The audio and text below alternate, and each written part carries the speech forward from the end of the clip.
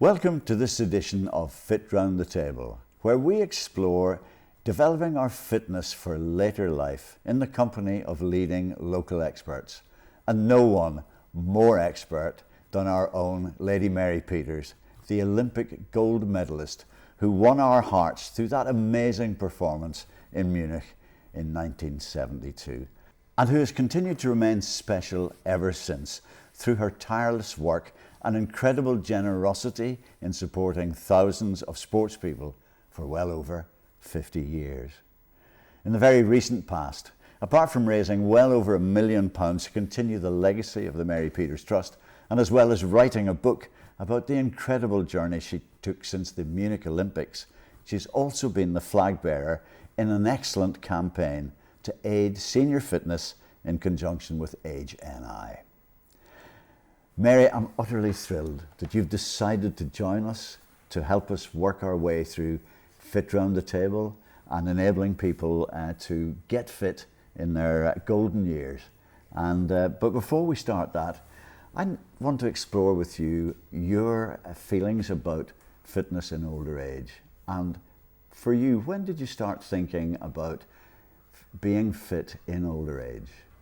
I've always kept fit. Since I was a little girl, I had an older brother who inspired me because everything he tried to do, I tried to do better. So then I became an athlete and wanted to improve in all my skills. I started off at school doing the 100 and 200 yards and the high jump and long jump. And then I was asked to do a pentathlon. Had to learn new skills of putting the shot, which was very undignified for a lady, and doing the hurdles, which was very difficult for me because I wasn't very supple. Ever since those early days when I was 16 starting to do the pentathlon, I've kept myself fit. I exceeded at the Olympics and then went on to own a health club where for 25 years I kept everybody in Lisburn fit as I could, whether they were athletes or old age pensioners or recovering from an operation. And so I kept myself fit over all those years because I wanted to show an example.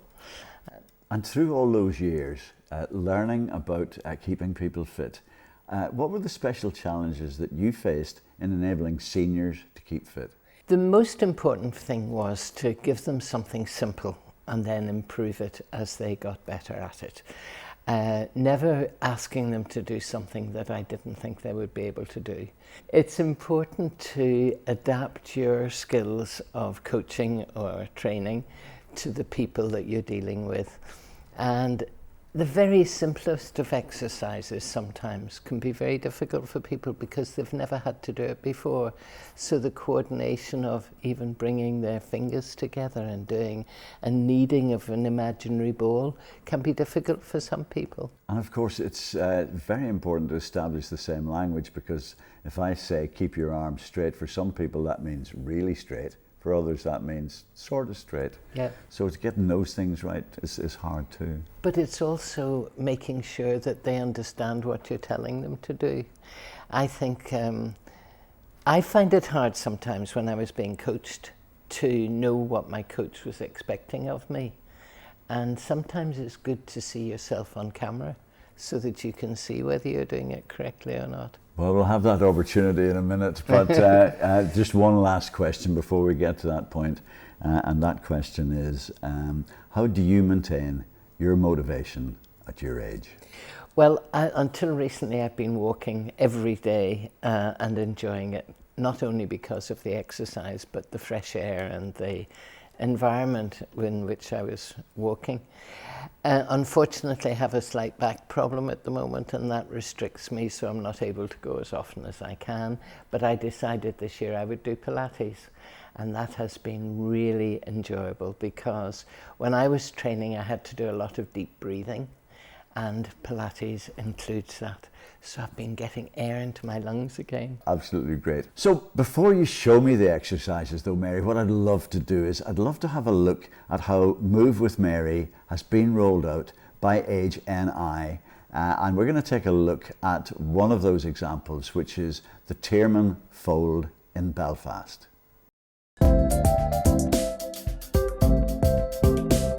Comfortable the more you're working your muscles and your bones. So far the results have been really positive. People have reported a reduction in falls, they have reported an increase in their confidence, and they have reported an increase in going out and not being lonely, interacting with other people, and also a reduction in fear of falling, which is major.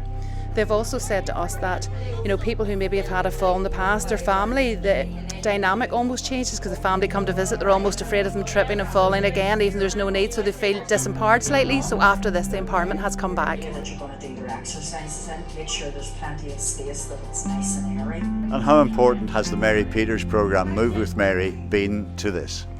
It has been essential, Mike, absolutely essential. Mary Peters exercises are wonderful. They're tailored to people who are living in this type of environment. People can either do them in the armchair, they can stand up and do them. We do a risk assessment first, just to make sure that people are able to take part in the assessment or their exercise so that it's safe for them. So really impactful, and people have reported the difference that it's made. They've really enjoyed them. So as well as it being a health improvement, it's also people's confidence improving and enjoyment of life. So really brilliant. And what you'd love to hear is Mary has had loads of people come up to her all these years later and say, "We're still doing your exercises, Mary."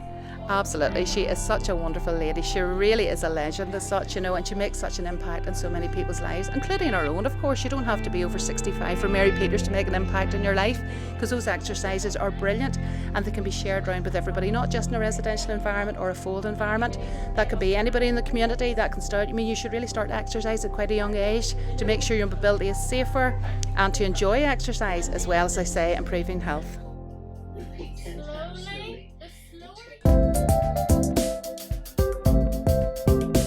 Isn't it great to hear how much the Move with Mary programme is making a difference to the lives of people in residential accommodation? I find it extraordinary. It went viral. I had emails from Australia and Germany about people who are watching it. I think every nursing home or old people's home should encourage at least once a day, even if it's only 10 or 20 minutes of exercise. It keeps the mind active, it keeps the body supple, and it helps them sleep. And that's, after all, why we're doing this now. So if you don't mind, I'd love to crack on with the exercises. If you would show me, Lady Mary, I'd be delighted. Thank you. Delighted too.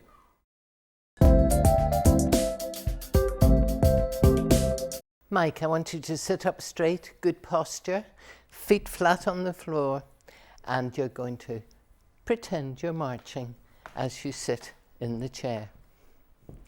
Lifting your knee as high as is comfortable, and you would do that for about 10 steps starting, and then you can increase that as you improve. Okay. The next exercise I want you to do is the marching, as though you were watching an athlete running down the track, elbow going behind you, and just relaxed, but still with good posture.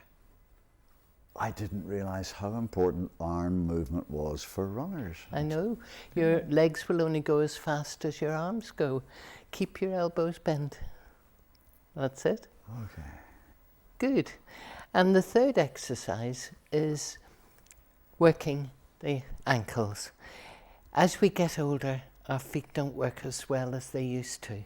So pointing the toe upwards towards your knee and then pointing it towards the ground, and up and down, and that keeps a mobility in your ankle. And of course, don't forget the other foot. Again, 10 is a good guide to start with, and as you improve, you can increase the numbers. Well done, you're doing that very well, and you're retaining your posture. Almost. And the final exercise in this session is to mobility for your waist. Okay. So hold your hands in front of your chin, and then turn your elbow and follow all the way through. And follow with your head? Yes. Okay. And it doesn't need to be fast, as slowly as you feel comfortable. Again, I would suggest 10 repetitions. And you can smile as you're doing it, because it helps your facial muscles too. One of the things I've been slow to recognise is that sometimes exercise done slowly is more beneficial than exercise done quickly. And it's sometimes more difficult to do it slowly. That's good, well done. Good. Okay.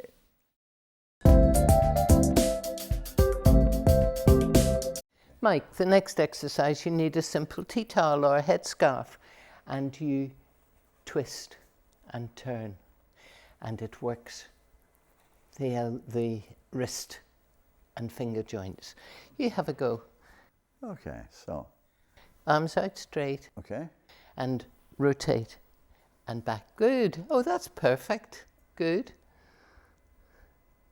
And you can feel the movement in your wrist. You know when you go to open a jar of jam or something, it's hard sometimes to get that grip. Well, if you can keep your fingers and wrists strong, that'll make life easier. I'm actually feeling that all the way up to my shoulders. Yes. Yeah. Is that good? Yes, that's good. Well done. And the next exercise is a simple straight leg lift. Okay. So sitting comfortably, you're 1 foot flat on the floor, and then raise the other leg as high as is comfortable, straight up and down, and you'll feel this in your hamstring at the back of your thigh. Feel it right at the back of my knee. Yes. And do that 10 times, then put it flat on the floor and do the other leg. Sometimes the left leg goes more easily than the right. Okay. Our third exercise is the bicep curl. These are the bicep muscles. I've still got them because I used to put the shot. And you can either do it alternately, like this, pulling the other arm straight. Okay. Or you can do them both together, which is Okay. good. But straighten back. Good. That's good.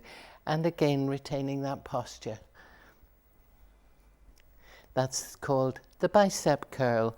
And the final exercise is to stand from a seated position. Okay. Now, some people might hold on to a table or the back of a chair, or you can do it freely, standing up, taking a breath, and then sitting down again. This works all the leg muscles. Standing up, take a breath, and then sit down again. And there's no harm in holding on if you feel a bit unsteady. Use anything around you that is safe and firm, that you can have support. Well done. That's easy to do 3 of, but Yes. doing 10 of is It's obviously more a bit harder. Yeah. But you can take time. You Yes. can sit for a little while and then try a few more. Okay. Don't have to do 10 all at one go. And you don't have to do them fast. No, you don't. Thank you. Okay, Mike, for the next few exercises, I'd like you to stand, but I want you to have access to something to hold on to. Okay. Right. So it could be the edge of the sink in the kitchen, or it could be a firm chair, or anything that you know won't move as you're moving. And the first exercise I want you to do standing is heel raise. Okay. So hold on and go up on your toes and down again, keeping your back nice and straight. Up as high as you can and hold for a second and then down again. And up and down again. Now the next, again, we'd repeat that 10 times to start with. I have a slight tendency when I do that to go over on the sides. No, keep them straight. Okay, Yes. cool, thank you. The next exercise is much more difficult and you will need to hold on, and that is raising your toes as you stand straight. Now, it might be easier to do them alternately. Okay. So do your left or right first and down, and the next one up and down. To do both at once is very difficult. So take some support. I'm feeling quite safe because I've got Yes. a chair and a table. So I'm going to risk doing both at once. Oh wow, that is very difficult. So I would suggest to start with, do them alternately. Okay. You're just showing off. I know that if I'd let go when my toes were in the air, I was over. So that is keeping your feet very steady. Now, most people will only walk to the shops or walk round shops, but you still need to be able to keep your balance.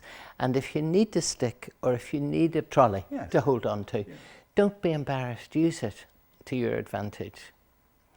So we're going to repeat 10 times of each of those exercises. Now I want you to do a standing leg raise. Okay. Again, it's advisable to have support. Okay. Raise your leg Okay. backwards Right. and then forwards. Okay. And as high as you can manage with comfort. Okay, and when I go backwards, I feel it at the top of my hip. That's right. When I go forwards, I feel it down my hamstring. That's quite right. Okay. So it's moving your body to make sure that if you have an emergency, you have control. The thing about feeling something like a niggle in your hamstring or a niggle at the back of your hip, that's okay. But if it's really sore, you don't do it. Yeah, no, you stop. Right. Yeah. Yes. So again, we'll repeat that a few number of times. Then we do a one-leg stand. Okay. Now, that is difficult, and I think it's advisable to hold on. Bend your alternate knee. I would call it either up or back. You're doing it up, I would have done it back. Okay. And you're holding the weight on this one leg. There's a difference between how it feels doing it there Yes. and doing it there. Well, you can do both. You can do both. Yeah. Okay. So that again is to be repeated. Now, I cheated. Oh, did you? Well, because I deliberately left my left leg on the floor because it's the stronger one. Yes. And lifted my right leg. We'll see a different thing when I do it the other way around. Much more cautious because I know that I'm not good on my right leg. But you see, if you practice those and when you've mastered 10 repetitions, then you can go on to 12 and 15. It's an improvement every week by doing it regularly. It's no point in doing it today and then leaving it for a month because you'll have lost the motivation. Keep going 2 or 3 times a week. Now the next exercise is the knee bend squat. Again, I would take the back of a chair. Okay.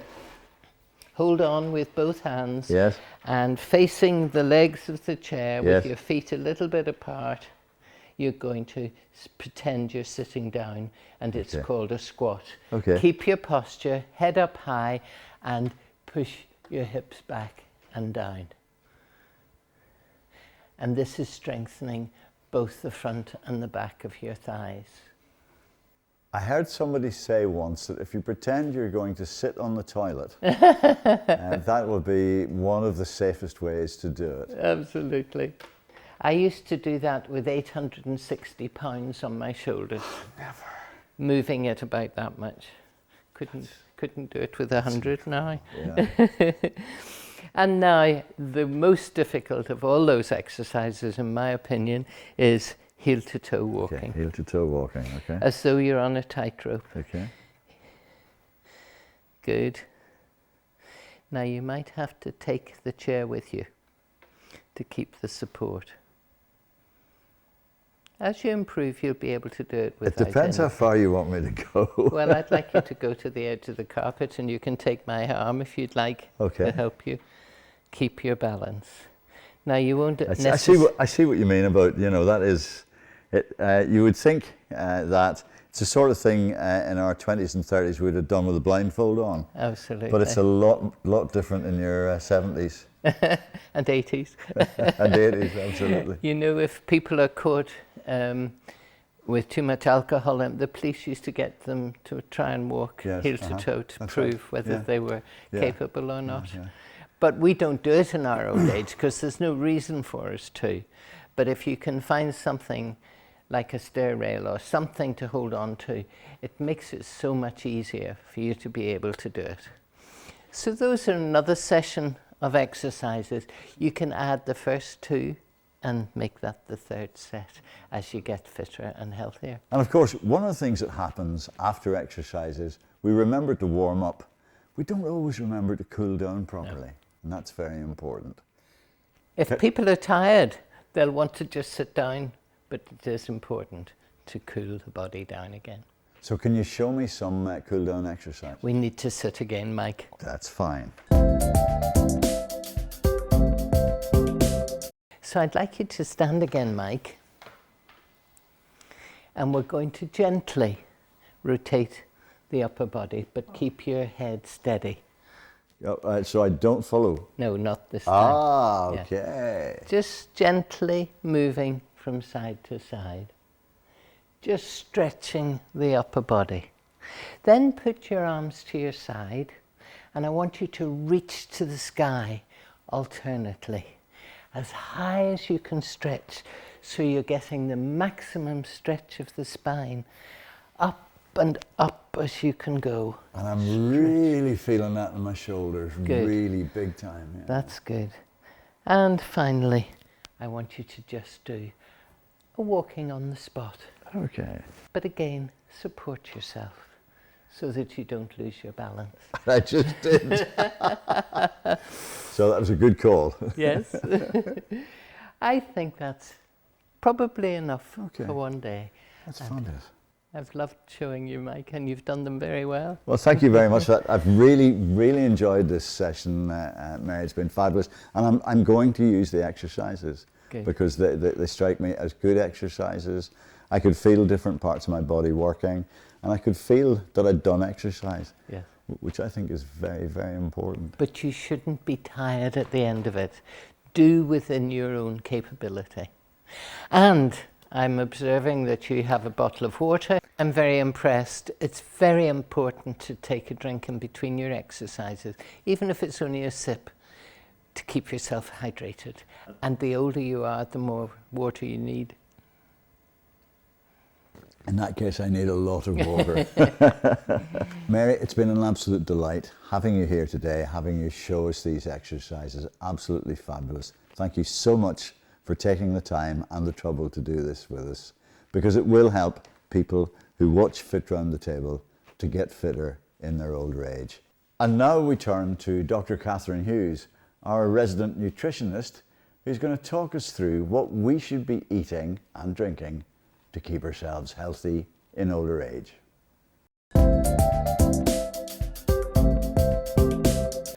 That was good. Really, really interesting set of exercises there. We're going to talk now to Dr. Catherine Hughes about nutrition needs in exercise in seniors. Catherine, thanks very much for dropping in today. What's on the, I was going to say menu, but that's the wrong word. What are we going to talk about today? Today we're going to talk about our bones. So we're going to talk about our bones and preventing osteoporosis. So osteoporosis is when you get brittle bones. They turn a little bit into chalk, and you might be at an increased risk of fracture. Lots of people are walking around with osteoporosis and they don't even know they have it until they break a bone.